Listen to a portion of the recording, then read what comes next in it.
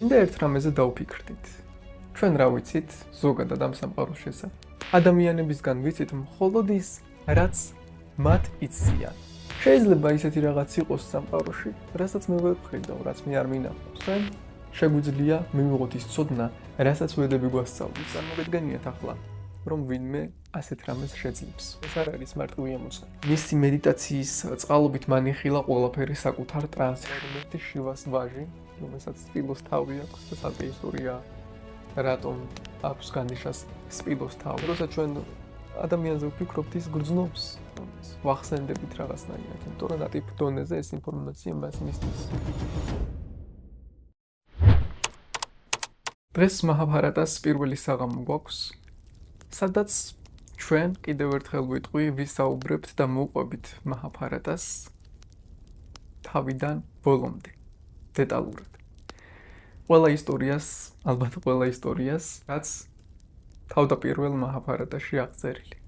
ეს არის პირველი ვიდეო ამ ფორმატში და თვითონ სახელი გვეუბნება მაჰაბჰარატას საღამო, ანუ მინდოდა დაახლოებით ისეთი განწყობა შექმნილიყო, რომ ყველა შემოვიკრიბეთ კოცონის გარშემო და ყვებით საინტერესო ისტორიებს. თუმცა, სანამ უშუალოდ მაჰაბჰარატას მოყოლაზე გადავიდოდით, მინდა ერთ რამეზე გამემახვილებინა ყურადღება. როგორ მივუდგეთ ზოგადად მაჰაბჰარატას? მაჰაბჰარატაში აღწერილია ისეთი მომენტები, რომლებიც შეიძლება ჩვენთვის ძალიან უცნაურად ჟღერდეს. პირდაპირ ვიტყვი, საკმაოდ მისტიური წიგნია. და ერთ შეხედვით შეიძლება ვიფიქროთ, რომ ჩვენ უბრალოდ რაღაც ზღაპრებს ვყვებით, ხო? თუმცა, მინდა ერთ რამეზე დავფიქრდით. ჩვენ რა ვიცით ზოგადად ამ სამყაროს შესახებ? ჩვენ ვიცით მხოლოდ ის, რაც მოგვიყვეს, რაც მოვისმინეთ სხვებისგან, რაც ვნახეთ ჩვენი თვალებით, რაც მოვისმინეთ ჩვენი ყურებით. ანუ ჩვენ ამ სამყაროში ვიბადებით და შემდეგ გარკვეული გარემოცვა გვესაუბრება ამ სამყაროს შესახებ. გვეუბნება, ეს არის მზე, რომელიც გათბობს. ღამე ამოდის მთვარე და მას პრინციპში ჩვენ ვხედავთ, მაგრამ უფრო დეტალურად გვიხსნიან, რატომ არის საჭირო, რისთვის არის საჭირო და ასე შემდეგ. რასაც ჩვენ ვხედავთ. თუმცა საინტერესო ის არის, რომ ვინც ჩვენ ამას გვიხსნის, ეს ადამიანები, მშობლები იქნებიან, ეს უნივერსიტეტი იქნება, მეცნიერები იქნებიან, მეგობრები იქნებიან, თუ ვინც იქნება. მათაც ეს ყველაფერი გაიგეს სხვებისგან, როდესაც აქ დაიბადნენ. და იმ სხვებმა გაიგეს კიდევ სხვებისგან და ასე შემდეგ. ანუ ჩვენ ადამიანებისგან ვიცით მხოლოდ ის, რაც მათ იციან, რაც მათ ნახეს ამ სამყაროში. ისინი უბრალოდ ჩვენამდე მოვიდნენ აქ, დააკვირდნენ რაღაცებს და გვეუბნებიან, ეს არის მზე, ეს არის ცეცხლი, ეს არის წყალი და ასე შემდეგ. ძალიან მარტივი რაღაცები რომ ვთქვათ. შემდეგ მეცნიერები უღრმავდებიან ამ ყველაფერს, კიდევ უფრო დეტალურად ნახავენ რაღაცას და გვეუბნებიან, ეს არის ეს წყალი შედგება წყალბადის და ჟანგბადისგან და ასე შემდეგ. მაგრამ საინტერესო ის არის, რომ ჩვენ მხოლოდ ის ვიცით, რაც ვიხილეთ ჩვენ, რაც ჩვენმა გრძნობებმა გვაჩვენა, ჩვენი ხუთი გრძნობა ხომ, სმენით, მხედველობით, ყნოსვით, რაც შევიგრძენით, ეს ვიცით. და იგივე გრძნობებით, რაც სხვებმა დაინახეს და შეიგრძნეს, ასაც ვიცით. ანუ ჩვენ ვიცით ის ძირითადად, რასაც უმეტესობა ხედავს. ამიტომაც ჩვენ რომ სხვაგვარ სამყაროში მოვხვედრილიყავით, ჩვენ სულ სხვა რაღაცები გვეცოდინებოდა და სულ სხვა წარმოდგენა გვექნებოდა ამ სამყაროზე. და ჩვენ ვერ ვიტყვით იმას, რომ ჩვენ ყველაფერი ვიცით, მხოლოდ ჩვენ ვიცით ყველაფერი და მხოლოდ ის არსებობს სამყაროში, რასაც ჩვენ ხედავთ ჩვენი თვალებით და გრძნობთ ჩვენი გრძნობებით.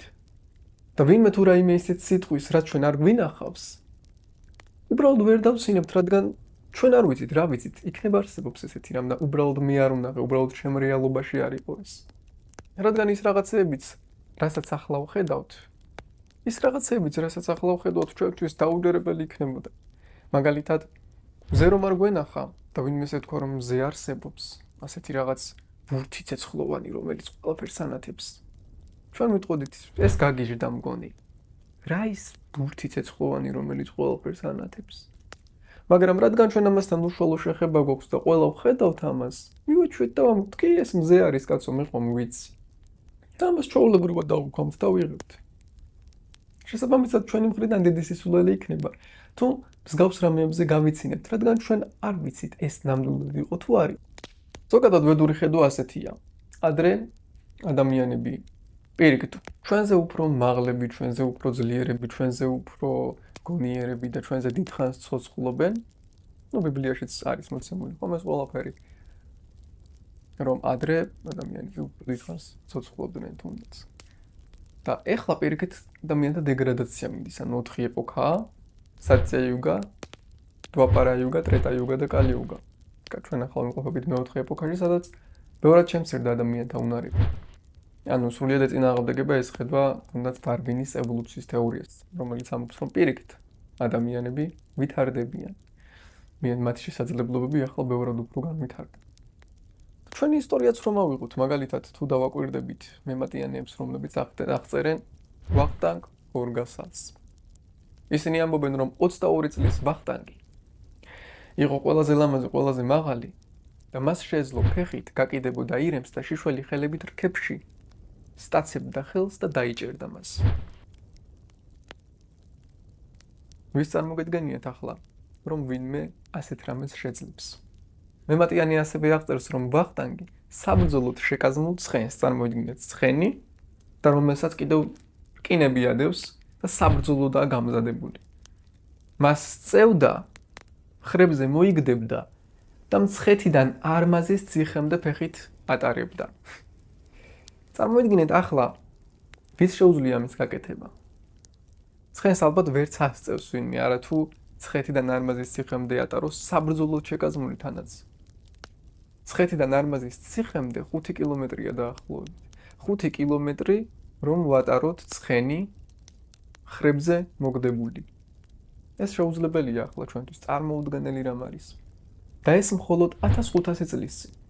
მაჰაბჰარატას მოვლენები კი 5000 წლის წინ არის ჩაწერილი და 5000 წლის წინ მიმდინარეობდა ეს, რადგან ჩაწერა იმან, ვინც პირადი მონაწილე იყო მაჰაბჰარატას მოვლენებისა ვიასადება. ამიტომაც როგორც მინიმუმ დაშვების დონეზე უნდა დავუშვათ და ამით ჩვენ ცნობიერებას გავიფართოვებთ, არ ვიქნებით ესეთი ჩარჩვებში მოქცეული. ხოლო ეს არის, ეს არ არის და ასე შემდეგ. დაშვების დონეზე მაინც უნდა დავუშვათ, რომ შეიძლება ისეთი რაღაც იყოს სამყაროში, რასაც მე ვერ ვხედავ, რაც მე არ მინახავს. თუმცა იმასაც ვეტყვი, რომ თუნდაც არ გვჯეროდეს ეს ყველაფერი, რაც მაჰაბჰარატაში აღწერილი, თუნდაც არ გვჯეროდეს, რომ ეს ყველაფერი რეალურად მოხდა. ეს მაინც მოიტანს შედეგს, რადგან თუ პატივისცემით ვართ ან განწყობილი უბრალოდ ამ მოვლენების მიმართ, რადგან პატივისცემა საშუალებას გვაძლევს ყურადღებით ვისმინოთ რაღაც. მაშინ ჩვენ გავიგებთ იმ გაკვეთილებს, რასაც მაჰაბჰარატა გვასწავლის და ჩვენს ცხოვრებას ეს შესწენს ძალიან დიდ გამოცდილებას და ცოდნას. უნარებს, როგორ მოვიქცეთ ცხოვრებაში, სხვადასხვა სიტუაციებში, როდესაც მოვხვდებით. ახლა გადავიდეთ უშუალოდ მაჰაბჰარატას. ვიასადება მაჰაბჰარატას ავტორმა 5000 წლის წინ ჩაწერა ვედები. ვედური ცოდნა, ვედური ლიტერატურა. ალბათ გაგვიგია სულ ყველას. რომლებსაც მეცნიერებიც აღიარებენ, რომ ყველაზე ძველი წმინდა წერილები, ყველაზე ძველი წერილები. რაც კი შექმნილა და რაც კი აღმოუჩენიათ. ვიასადება ჩაწერა ვედები, თავდაპირველი ვედები. და ეს თავდაპირველი ვედები არის ძალიან რთული გასაგები უბრალო ადამიანისთვის, ძალიან რთული ფილოსოფიური ტერმინებია გამოყენებული. ამიტომაც ვიასადებამ ჩაწერა ისტორიებიც. ის ისტორიები, იმ ადამიანთა ისტორიები, რომლებიც ცხოვრობდნენ ვედების შესაბამისად. და მან ისე გადმოსცა ეს, რომ ჩვენ ამ ისტორიების საშუალებით გაგვიგო ის ფასეულობები და ღირებულებები, რასაც ვედები გვასწავლის. ამიტომაც მაჰაბჰარატას, სადაც უდიდესი ეპოსი, უდიდესი ისტორიაა აღწერილი, უწოდებენ მეხუთე ვედასაც. რადგან უბრალოდ მისი წაკითხვით და სწორად ყურადღებით, გააზრებით, ჩვენ შეგვიძლია მივიღოთ ის ცოდნა, რასაც ვედები გვასწავლის. რაც ძალიან რთულ ენაზეა დაწერილი თავდაპირველ ვედებში. მაჰაბჰარატას გარდა არსებობს მსგავსი წმინდა წერილები, რომელსაც ეწოდება ყურანები. ყურანები არის იგივე ტიპის წმინდა წერილები უბრალოდ განსხვავება იმაშია, რომ მაჰაბჰარატა აღწერს ერთ მთლიან ისტორიას, ხოლო პურანები ბევრ სხვადასხვა ისტორიას ერთად, რომლებიც შეიძლება ერთი მოვლენების გარშემო კი არ ხდებოდეს და ერთ გარკვეულ დროში და ეპოქაში, არამედ სულ სხვადასხვა დროს, სხვადასხვა გმირები, სხვადასხვა ისტორიებში იღებენ მონაწილეობას. ამაში განსხვავება პურანებსა და მაჰაბჰარატას შორის. და ერთ-ერთ პურანაში, ბრაჰმანდა პურანაში მოცემულია ისტორია, როდესაც ნახევარღმერთებმა და ბრძენებმა, ნახევარღმერთები არიან უბრალოდ არა ღმერთები, ანუ ზოგადად ღმერთი ერთია, მაგრამ ვედებში ნახევარღმერთები არიან ისინი, ვისაც უბრალოდ გარკვეული პოზიციები უკავია ამ სამყაროში და სხვადასხვა რაღაცებს მართავს. რომ ეს სამყარო სწორად ფუნქციონირებდეს, ვედების მიხედვით ესე თავისით პლანეტები არ ტრიალებს და ყველაფერი თავისით არ ხდება. ღმერთის დანიშნული პიროვნებები აკონტროლებენ ამ ყველაფერს და ხელს უწყობენ, რომ ამ სამყაროში ყველაფერმა სწორად იმუშაოს. და ერთხელაც ნახევარღმერთები და ბრძენები შეიკრიბნენ, რომ გაეგოთ რომელი წმინდა წერილი იყო ყველაზე მნიშვნელოვანი. იქ იმყოფებოდა თავად ვედების და მაჰაბჰარატას ავტორიც ვიასადევაც. და მისი მითითებით მათ აიღეს სხვადასხვა ვედური ლიტერატურა და შემოდეს მაგიურ სასწორზე, რომელიც წონიდა არა სიმძიმეს, გარეგნულ სიმძიმეს საგნის, არამედ მის შიგთავს, შინაარს და შინაგან ფასეულობას, იმ სიმდიდრეს, რასაც ის კაცობრიობას აძლევს. ამ დროს კი ყველას გასაოცრად მაჰაბჰარატამ გადაწონა ყველა სხვა წმინდა წერილი ერთად აღებული. და რატომ? რადგან მაჰაბჰარატა დაწერილია საოცარი ოსტატობით, საოცარი ყურადღებით ვიასადევას მიერ, რომ მან გადმოსცეს მთელი ვედური ლიტერატურის არსი ისე, რომ ყველასთვის გასაგები და მარტივი იყოს. და მას აქვს გარკვეული ფენები, სიღრმეები. პირველად ვკითხულობთ უბრალო ისტორიას, რომელიც ყველას ესმის. მაგრამ უფრო ჭკვიანი ადამიანი მასში კიდევ უფრო ღრმა გაკეთილებს დაინახავს და ასე შემდეგ. ამიტომაც მაჰაბჰარატამ ამ სასწორზე გადაწონა ყველა სხვა წმინდა წერილი. ბრაჰმანდა პურანაში ასევე ნათქვამია, რომ მაჰაბჰარატაში გვხვდება ისეთი აღწერები, რომლებიც სხვაგან არც ერთ წმინდა წერილში არ გვხვდება. მათ შორის არც ვედურ წერილებში. მაჰაბჰარატა იწყება ეპიზოდით, როდესაც სუტა გოსვამი, დიადი ბრძენი და სინამდვილეში ვიასადევას შვილიშვილი მიემართება ტყისკენ, რომელსაც ნაიმიშარანია ეწოდება. და ამ ტყეში შეკრებილნი არიან სხვა ბრძენები. ბრძენი შაუნაკას მეთაურობით, რათა შეასრულონ 12 წლიანი მსხვერპლშეწირვა. და მსხვერპლშეწირვაში აქ იგულისხმება ის, რომ წმინდა წერილებში ჩაიძირონ. რადგან ეს არის უმაღლესი მსხვერპლშეწირვა, როდესაც ჩვენს დროს, ჩვენს ენერგიას ვწირავთ იმისთვის, რომ სულიერი ცოდნა მივიღოთ. სუტა გოსვამი მივიდა ბრძენებთან, ბრძენებმა მაშინვე იცნეს ის და შესაბამისი პატივისცეს. და ჰკითხეს, საიდან მოხვედი? აქ რა მოგიყვანა? სუტა გოსვამი უთხრა, რომ ის მოდიოდა დიდი მსხვერპლშეწირვიდან, რომელსაც ატარებდა მეფე ჯანამეჯაია. მეფე ჯანამეჯაია იყო პარიქშიტის ვაჟი. ვინც იცის შრიმად ბჰაგავატამი, ალბათ იცის მეფე პარიქშიტი, რადგან ის მთავარი გმირია. ან ვინც იცის ბჰაგავად გიტა, სადაც მონაწილეობს არჯუნა, მთელი ბჰაგავად გიტა არის არჯუნას და კრიშნას საუბარი, რომელიც მაჰაბჰარატას ნაწილია. არჯუნას ყავდა შვილი აფიმანიუ. ხოლო აფიმანიუს ვაჟი იყო მეფე პარიქშიტი, რომელიც დაწყევლეს, რომ 7 დღის შემდეგ მას უკბენდა შხამიანი გველი, ძლევამოსილი გველი და ამით დაასრულებდა სიცოცხლეს.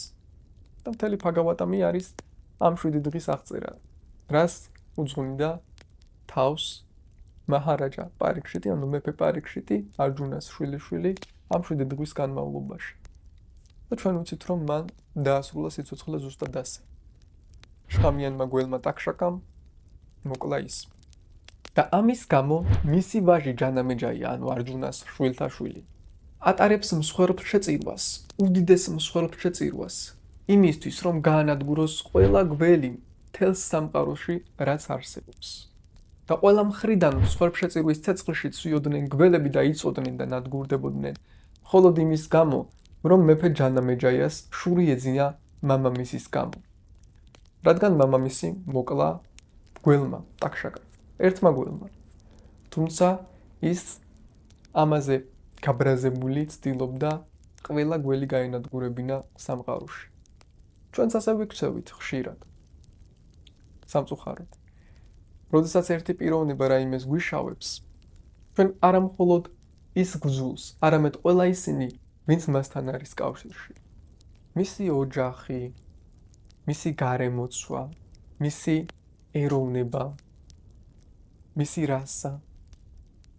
მაგალითად, თუ შავკანიანი გვიშავებს რაიმეს, დიდი ალბათობით შეგძულდება ყველა შავკანიანი იმ ერთის გამო. ან რომელიმე სხვა ეროვნების წარმომადგენელი, სომეხი იქნება ეს, აზერბაიჯანელი თუ სხვა, არ აქვს მნიშვნელობა.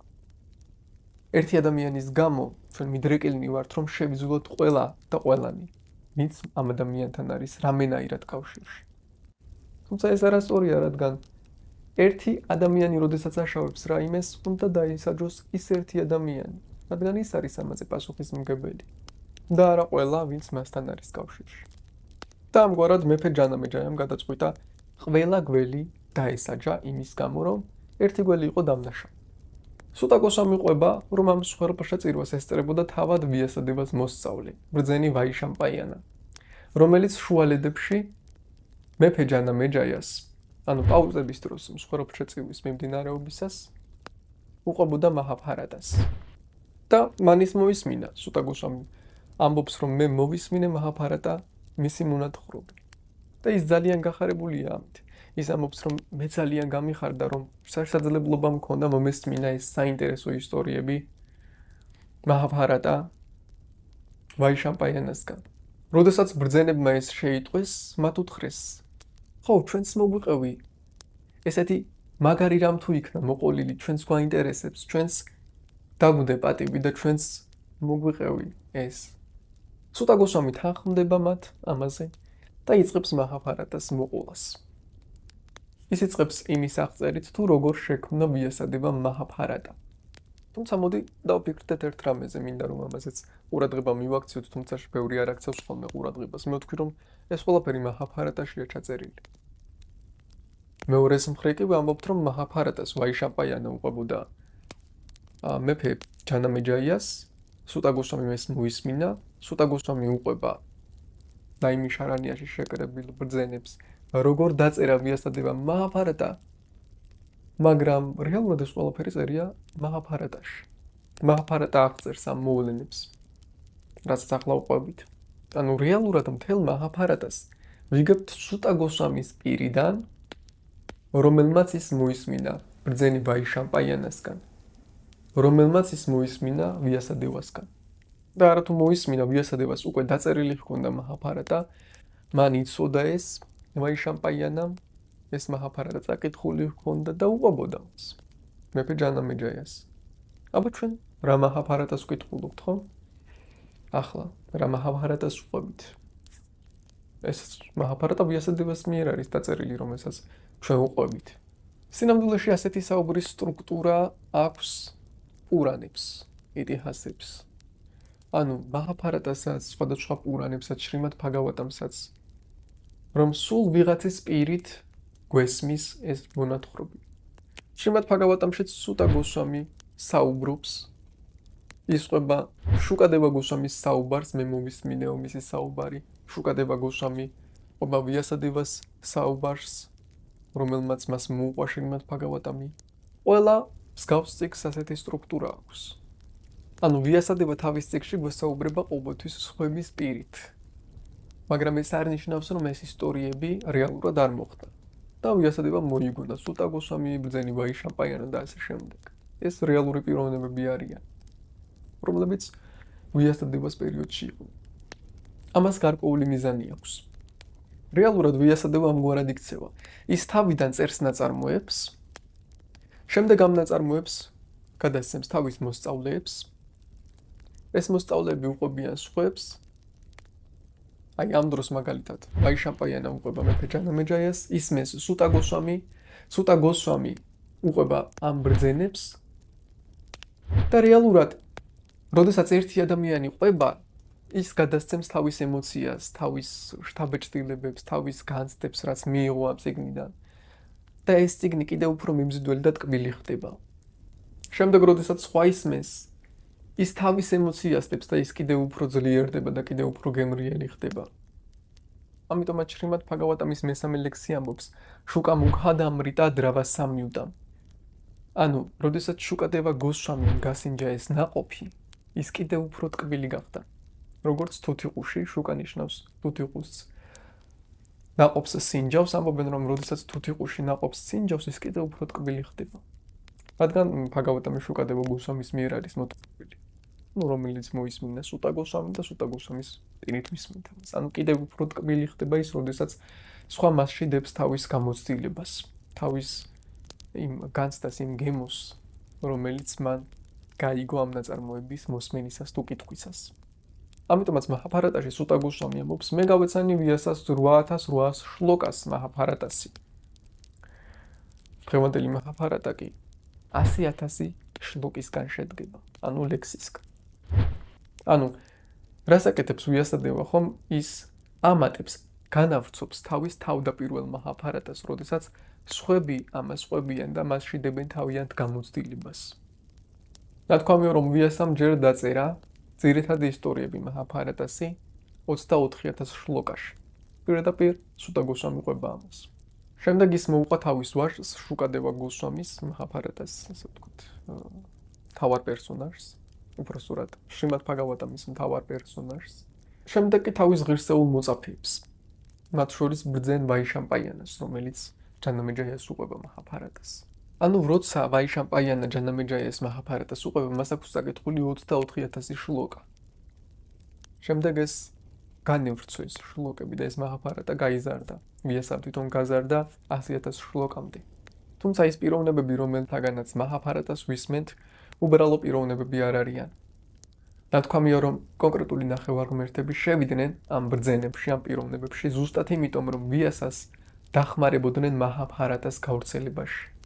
ვაიშამპაიანაში, რომელსაც ვიასამ მიაბარა მაჰაბჰარატა ადამიანებს შორის გაევრცელებინა, შევიდა თავად ბრაჰმა. ბრაჰმა კი ვედების მიხედვით არის უმაღლესი პიროვნება ამ სამყაროში. ის ვინც პირველი იბადება ამ სამყაროში და ქმნის სამყაროს. ქმნის ადამიანებს, რომლებიც გამრავლდებიან, ქმნის ადამიანებს, ქმნის სხვა ცოცხალ არსებებს, სხვადასხვა სახეობებს და ასე შემდეგ. ანუ ის არ არის ღმერთი, ის არის უბრალოდ პიროვნება, რომელიც ღმერთმა აირჩია გარკვეული მისიის შესასრულებლად. და ეს პიროვნებები იცვლება სულ, რადგან ვედების მიხედვით სამყარო სულ იქმნება და ნადგურდება. არათუ სამყარო, არამედ სამყაროები ზოგადად. სუტა გოსვამი არის რომაჰარშანა სუტას ვაჟი. რომაჰარშანა სუტა კი ვიასას შვილია და ამბობენ რომ როდესაც ვიასადევა ექსტაზურ ტრანსში შევიდა, მისი თმები ყალყზე დადგა და ამ დროს მისი თმებიდან გაჩნდა რომაჰარშანა სუტა. ამიტომაც რომა ნიშნავს თმას, რომაჰარშანა დაარქვეს მას. ანუ ყალყზე მდგომი თმებიდან გაჩენილი. მას მიაბარა ვიასამ პურანების გავრცელება და მისმა ვაჟმა მისი სიკვდილის შემდეგ მიიბარა ასევე ეს და ავრცელებს ისტორიებს, პურანებს, მაჰაბჰარატას და ასე შემდეგ. სუტა გოსვამი აღწერს მაჰაბჰარატას დასაწყისში, როგორ მოხდა მაჰაბჰარატას შექმნა ვიასადევას მიერ. ვიასადევა ემზადება მაჰაბჰარატის დასაწერად და ადის ჰიმალაების მთებზე, ზემოთ, რადგან კარგად კონცენტრირდეს, როგორ შეასრულოს მაჰაბჰარატა. ის აპირებს მედიტაციაში ჩაძირვას, ტრანსში შესვლას, რომ სწორად დაგეგმოს, როგორ დაწეროს მაჰაბჰარატა, ისე, რომ ერთის მხრივ ძალიან მარტივი გასაგები იყოს ადამიანებისთვის, მეორეს მხრივ კი მასში მოთავსდეს მთელი ვედური ლიტერატურის არსი. ეს არ არის მარტივი ამოცანა, რადგან მაჰაბჰარატამ იმასთან ერთად, რომ ძალიან მარტივია მისი წაკითხვა, მოიცვა უდიდესი ცოდნა, რომელთა გაგებაც დიად ბრძენებსაც კი უჭირთ. ბოლომდე გაგება, რა თქმა უნდა, თორემ მასში სხვადასხვა ფენებია. როდესაც ავიდა ის ზემოთ მთებში ბადარიკ აშრამში, ეს არის უმაღლესი ადგილი ჰიმალაებში, რომელსაც ახლა ჩვენ ვერ ხედავთ, ჩვენს განზომილებაში უკვე აღარ არის ის. მან დაიწყო სადჰანის დაცვა. სადჰანა არის გარკვეული დისციპლინა, რომელიც გვეხმარება რაიმის მისაღწევად, რაიმის მიღწევაში. მან დაიწყო დილით ადრე ადგომა, დაბანა, ჯდებოდა კუშის ბალახზე მედიტაციისთვის. და რისთვის არის საჭირო ეს გარეგნული რაღაცეები? რეალურად ჩვენ გარეგნულად თუ არ გვაქვს დაცული გარკვეული დისციპლინა, ჩვენი ცნობიერება სწორ მდგომარეობაში ვერ შევა იმისათვის, რომ რაიმე ღირებული გავაკეთოთ. თუ გამოუზნებელი ავდექით, არც დავიბანეთ, მაშინ ვეუბრძნობთ, რომ ცნობიერებას რაღაც აწვება. სიმძიმე და ის აღარ არის ასეთი ნათელი, ასეთი გამჭვირვალე და სწორად ვეღარ ვაზროვნებთ, მარტივად ვეღარ ვფიქრდებით რაღაცეებს. ამიტომაც ეს ყველაფერი აუცილებელია, რომ ჩვენი ცნობიერება ცოცხალ მდგომარეობაში შევინარჩუნოთ. ის შედიოდა ტრანსში, მედიტაციაში და ყოველივე არსებულს ხედავდა საკუთარ თავში. ექსტრასენსებს თუ ავიღებთ, მათაც აქვთ გარკვეულწილად უნარი, ხომ? როდესაც უხეში გრძნობების გარეშე, ანუ უფრო შინაგანი ნატიფი გრძნობები აქვს, შეუძლიათ დახუჭონ თვალები და ამ უხეში ფიზიკური თვალის ელემენტის გარეშე რაღაც დაინახონ. და ვიასადევას ძალიან დიდი დონით ჰქონდა ეს უნარი. ადრეული ეპოქის პიროვნება იყო და დიადი ბრძენი. ამიტომაც მისი მედიტაციის წყალობით მან იხილა ყველაფერი საკუთარ ტრანსში. საკუთარ თავში იხილა მთელი სამყარო, ყველაფერი რაც ამ სამყაროში არსებობს. მან იხილა მთელი სამყაროს შექმნის პროცესი, ზნეობრივი კანონები, მთელი ვედების ჭეშმარიტი ნამდვილი არსი, ამ სამყაროს სხვადასხვა საიდუმლოებები. და ეს ყველაფერი უნდა გადმოეცა მაჰაბჰარატაში. ამ ყველაფრის გარდა, რა თქმა უნდა, მან იხილა მაჰაბჰარატას მოვლენები თავიდან. ანუ ის იყო მაჰაბჰარატას მონაწილე, მაგრამ როდესაც წერ კონკრეტულ ისტორიას და იყენებ შენს უნარს, შეხვიდე ტრანსში და დაინახო ეს ყველაფერი თავიდან, რა როგორ ხდებოდა, ყველაფერს მაქსიმალური დეტალური სიზუსტით აღწერ. ანუ სიღრმეებს, სხვადასხვა მოვლენების უკან რა იდგა, კონკრეტული ადამიანი რას ფიქრობდა და რატომ გააკეთა ეს კონკრეტული ქმედება, რა ამოძრავებდა მას შინაგანად, ანუ ამით ბევრად უფრო მეტის დანახვა შეგიძლია მედიტაციით, ვიდრე უბრალოდ გარეგნულად, როდესაც ვხედავთ რაიმე მოვლენას, ის მხოლოდ ამ მოვლენის გარეგნულ ნაწილს ვხედავთ. ამიტომაც ვიასადებამ ეს ყველაფერი იხილა ტრანსში, მთელი მაჰაბჰარატას მოვლენები დაარღვევდეს და ასე შეადგინა მაჰაბჰარატა. როცა მან ეს ყველაფერი იხილა, დადგა ამ ყველაფრის ჩაწერის დრო. და ნათქვამია, რომ ვიასა ვერ პოულობდა ღირსეულ კანდიდატს, რომელიც შეძლებდა ჩაეწერა მთელი მაჰაბჰარატა, ვიასადებას მოყოლილი მაჰაბჰარატა. და როდესაც ვიასადება ფიქრობდა, ვისთვის მიებარებინა ეს მისია, მოევლინა მასთან ბრაჰმა, რომელმაც შეაქო ვიასადება. მე შენნაირ პოეტს არც ვიცნობ, ისეთი უდიდესი პოეტი ხარო, მთელი ვედები შენ ჩაწერეო და ასე შემდეგ. და მის არჩევა. ესეც მნიშვნელოვანი მომენტია, ჩვენ როდესაც რაღაც გვიჭირს და შინაგანად თუ ღმერთს ვთხოვთ დაგვეხმაროს ამ პრობლემის მოგვარებაში, მაშინ აუცილებლად გამოჩნდება ვიღაც, ვინც დაგვეხმარება. რამეს თუ ვერ ვიგებთ რაღაც, რადგან ღმერთი ვედების მიხედვით ყოველი ცოცხალი არსების გულშია და მას ეხმარება. ამიტომაც ჩვენს შიგნით უნდა დავუკავშირდეთ ამ უზენაეს, რომელიც დაგვეხმარება, გამოგზავნის ისეთ პიროვნებას, რომელიც აგვიხსნის იმას, რასაც ჩვენ ვერ ვიგებთ. ბრაჰმაც გამოჩნდა ამ მომენტში, როდესაც ვიასადება ფიქრობდა, მისთვის მიებარებინა მაჰაბჰარატას ჩაწერა. და უთხრა, ჩაწერე მაჰაბჰარატა, ამ მისიისთვის გამოგადგება შენ განეშა. განეშა არის ერთ-ერთი ნახევარღმერთი შივას ვაჟი, რომელსაც სპილოს თავი აქვს და ცალკე ისტორია რატომ აქვს განეშას სპილოს თავი. განეშა იდეალურად შეასრულებს ამ მისიას. და ვიასადება დაჯდა მედიტაციაში და დაიწყო განეშაზე მედიტირება. ალბათ თქვენს რომელიმე თქვენგანს ჰქონია, როდესაც რომელიმე ადამიანზე ვფიქრობთ, ის გრძნობს ამას.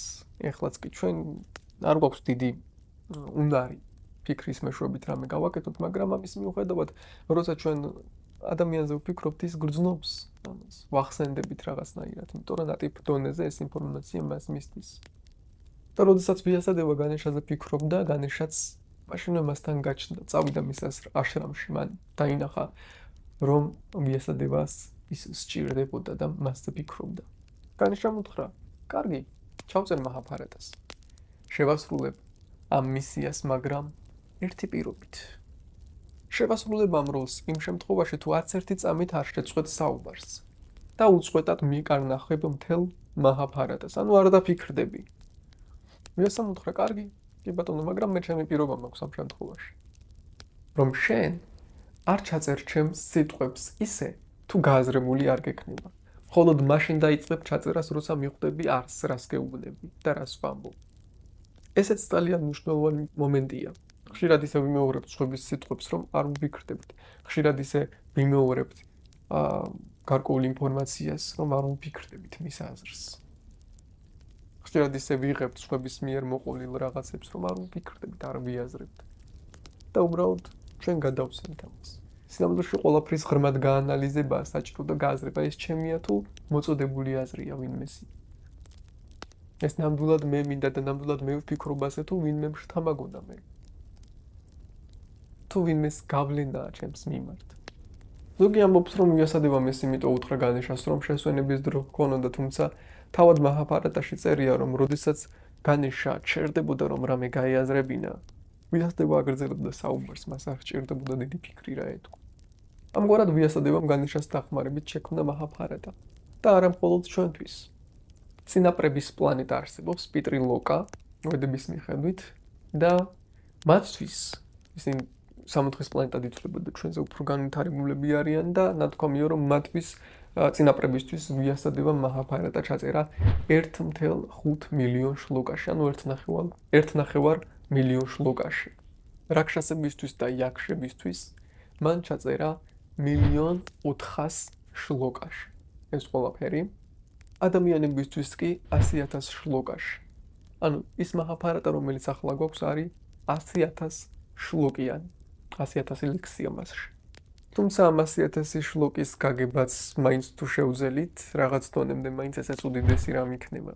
ეს იყო ჩვენი პირველი საღამო მაჰაბჰარატასი.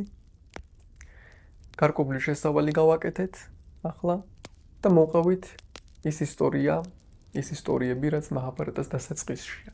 როგორ შეიქმნა მაჰაბჰარატა და ვისაუბრეთ რა სტრუქტურა აქვს მაჰაბჰარატას, როგორ იყო ჩაწერილი და ასე შემდეგ. მომავალ საღამომდე წინ კიდევ უფრო ბევრი საინტერესო რამ გველის. ბედნიერად.